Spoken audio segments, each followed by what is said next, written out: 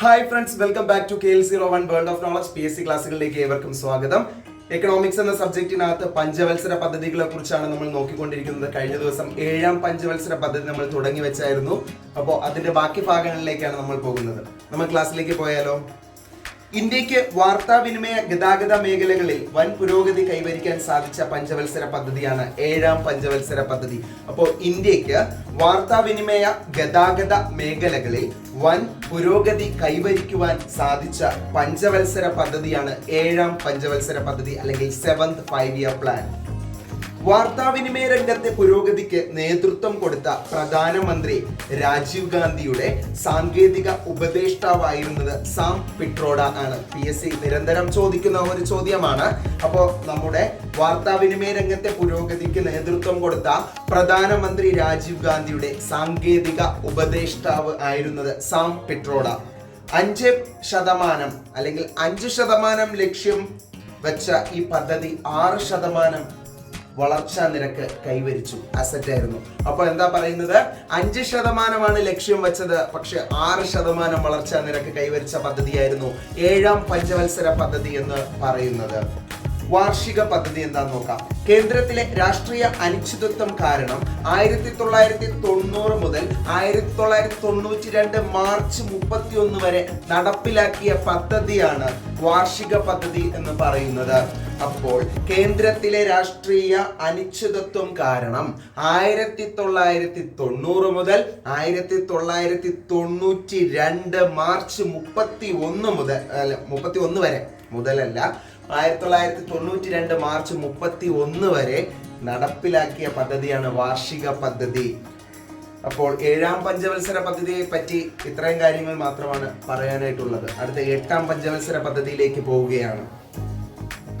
1992-97 കാലഘട്ടമാണ് 8ാം പഞ്ചവത്സര പദ്ധതിയുടേത്. 8ാം പഞ്ചവത്സര പദ്ധതിയുടെ അടിസ്ഥാന ലക്ഷ്യങ്ങൾ എന്ന് പറയുന്നത് മാനവ വികസനം അല്ലെങ്കിൽ ഹ്യൂമൻ ഡെവലപ്മെന്റ്, ദെൻ വ്യവസായങ്ങളുടെ ആധുനിക വൽക്കരണം.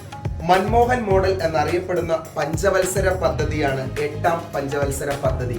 മൻമോഹൻ മോഡൽ എന്നറിയപ്പെടുന്ന പഞ്ചവത്സര പദ്ധതി ഏത്? 8ാം പഞ്ചവത്സര പദ്ധതി അല്ലെങ്കിൽ 8th 5-year പ്ലാൻ. പ്രാഥമിക വിദ്യാഭ്യാസം, ശുദ്ധ ജലവിതരണം, കൂടുതൽ തൊഴിലവസരങ്ങൾ, ജനസംഖ്യാ നിയന്ത്രണം എന്നിവയുടെ വികാസമായിരുന്നു മാനവ വികസന പദ്ധതിയുടെ പ്രധാന ഘടകങ്ങൾ. പ്രാഥമിക വിദ്യാഭ്യാസം, ശുദ്ധജല വിതരണം, കൂടുതൽ തൊഴിലവസരങ്ങൾ, ജനസംഖ്യാ നിയന്ത്രണം എന്നിവയുടെ വികാസമായിരുന്നു മാനവ വികസന പദ്ധതിയുടെ പ്രധാന ഘടകങ്ങൾ.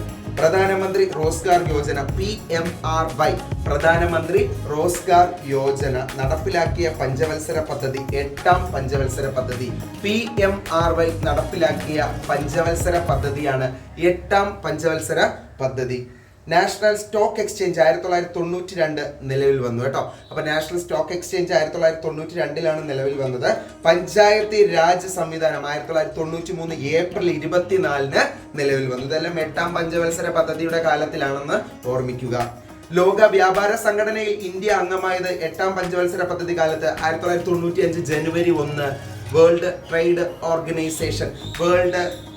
ഓർഗനൈസേഷനിൽ അല്ലെങ്കിൽ ലോക വ്യാപാര സംഘടനയിൽ ഇന്ത്യ അംഗമായത് 8ാം പഞ്ചവത്സര പദ്ധതി കാലത്താണ്. 1995 ജനുവരി 1.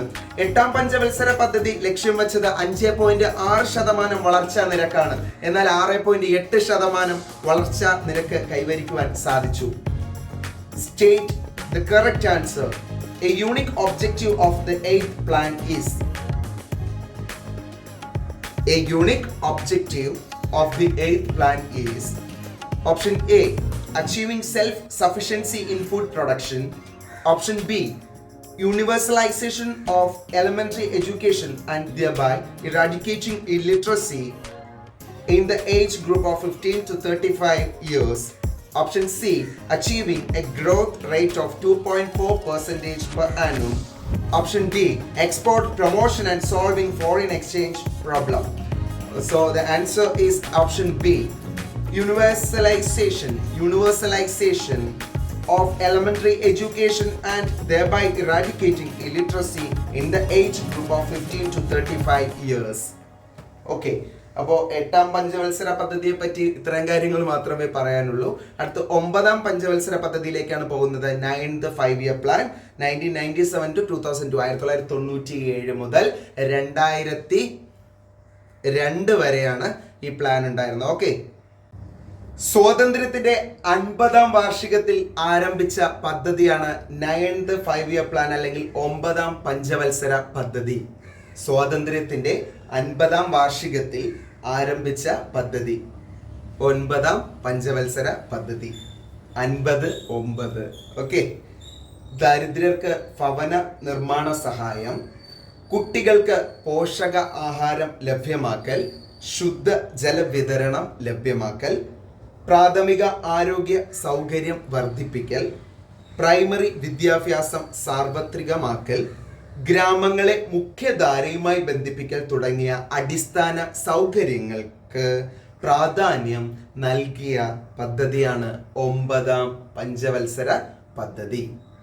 ദരിദ്രർക്ക് ഭവന നിർമ്മാണം സഹായം, കുട്ടികൾക്ക് പോഷക ആഹാരം ലഭ്യമാക്കൽ, ശുദ്ധജല വിതരണം ലഭ്യമാക്കൽ, പ്രാഥമിക ആരോഗ്യ സൗകര്യം വർദ്ധിപ്പിക്കൽ, പ്രൈമറി വിദ്യാഭ്യാസം സാർവത്രികമാക്കൽ, ഗ്രാമങ്ങളെ മുഖ്യധാരയുമായി ബന്ധിപ്പിക്കൽ തുടങ്ങിയ അടിസ്ഥാന സൗകര്യങ്ങൾക്ക് പ്രാധാന്യം നൽകിയ പദ്ധതിയാണ് 9ാം പഞ്ചവത്സര പദ്ധതി.